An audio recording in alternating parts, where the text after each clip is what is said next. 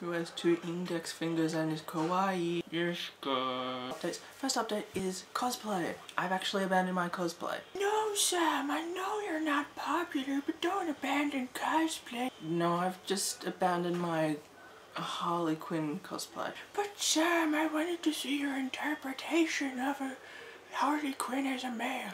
No, I'm only doing it temporarily. The reason is there's a cosplay made up in less than a week, and I've done a bit of work on Harley Quinn, but not nearly enough to be able to do it by then.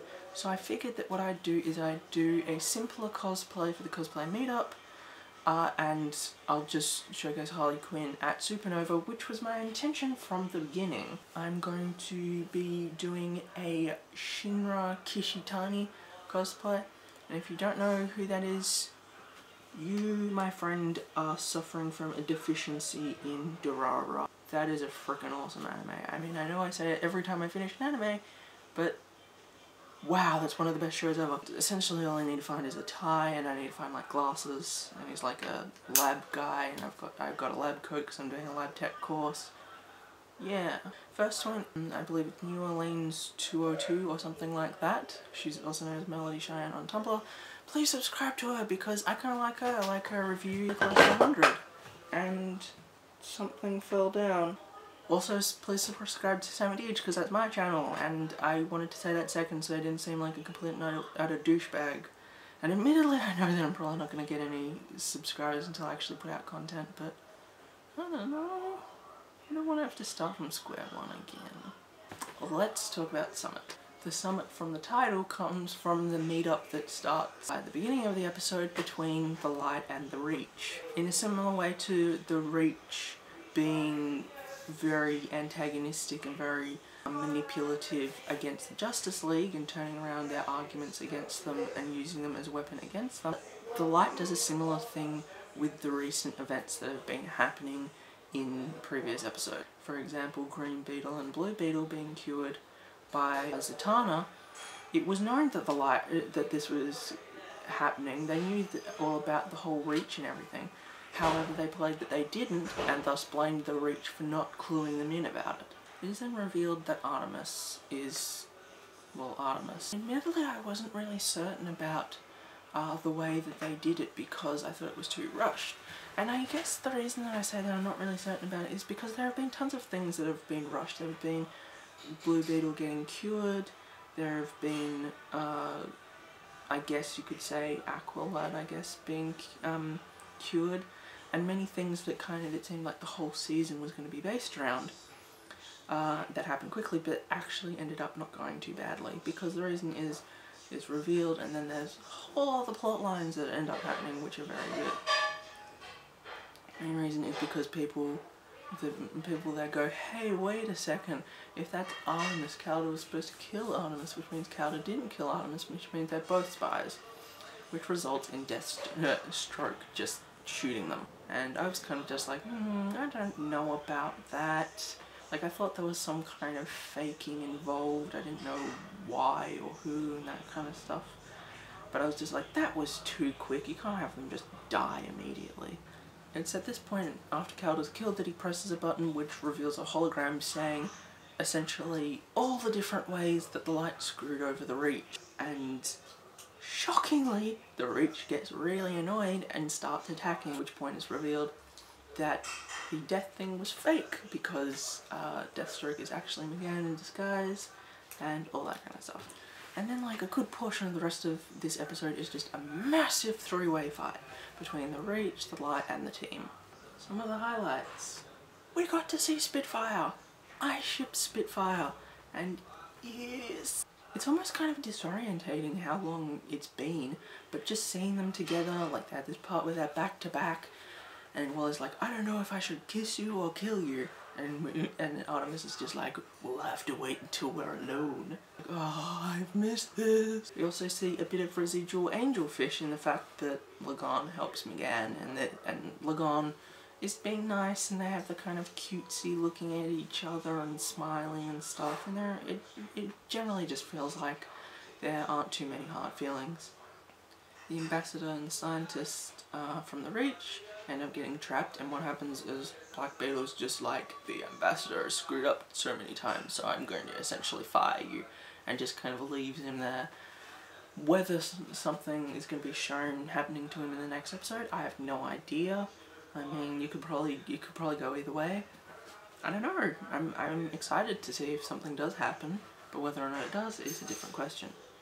And the final thing, and probably the most powerful thing about this episode, is the father-son fight between Black Manta and Aqualad. The reason is because even though Aqualad's a hero and Black Manta's a villain, they still have that connection, which I love. I love that from like Full Metal Alchemist, and from the fact that Ty in Blue kind of a bit weird, and just, oh, so many things. They're both enemies, but they kind of still know that they're family, and like Aqualad, of course, he's being polite. He's being just like, I really admire you and your nobility, but you're a villain, so I can't really side with you, and thus I have to stop you. And the fight scenes are just, whoa! Because the thing is, you can have a fight scene as much as you want. Fight scene, well, you're just punching people. It's just like, you're a bad guy and I'm a good guy, therefore I'm gonna punch you until you're, I don't know, dust. However, when you've got Young Justice and Full Metal and that kind of stuff, you've got all the emotions because they're very close and tightly packed and that kind of stuff. And everything kind of gets resolved. We have, many of the members of the Light have been injured or killed. The Reach has been stripped of its ambassador, and basically there's only like 2 people now. We get to still ship Spitfire. We're actually kind of happy. The characters are happy. Like, Calder's kind of just like, oh no, I'm so sad. But then everyone's just like, you did such an awesome job. Don't be depressed. And I'm just like, yay, we can be happy. Because, I mean, as I've previously stated, I love something that's dark and melodramatic and stuff, but it can get to the point where everyone's crying. And the other awesome things is Beast Boy actually talks. Because, I mean, he's been fighting in tons of episodes, but we've never actually seen him actually say anything. Like, you're not allowed to kill anyone for the next year.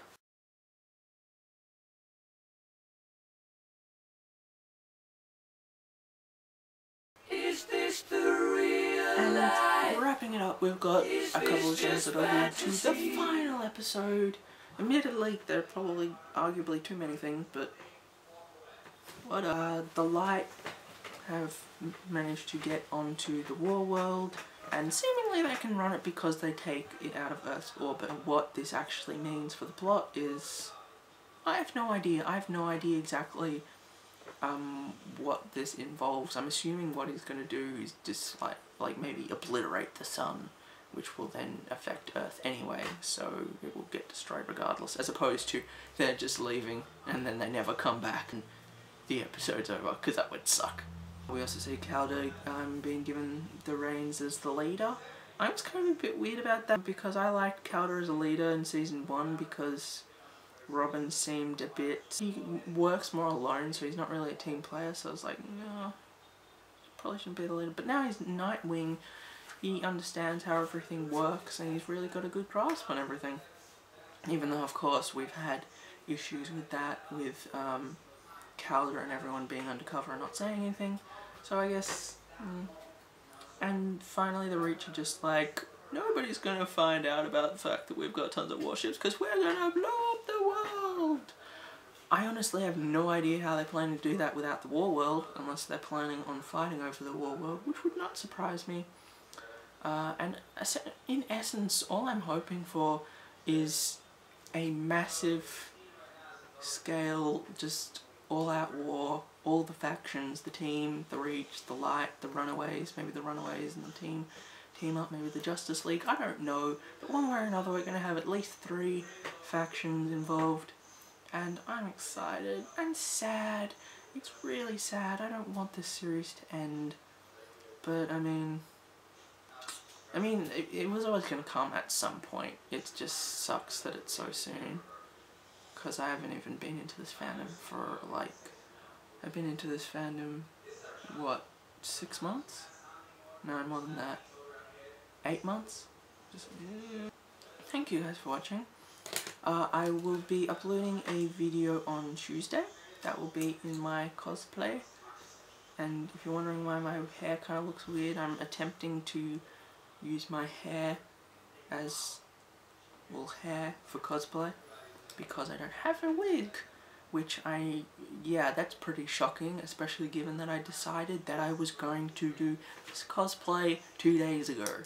So, and pretty much all the stores, like the closest cosplay thing that I found is in Beijing. I'm just like, well, that's great. So I'm probably gonna just try and style my hair.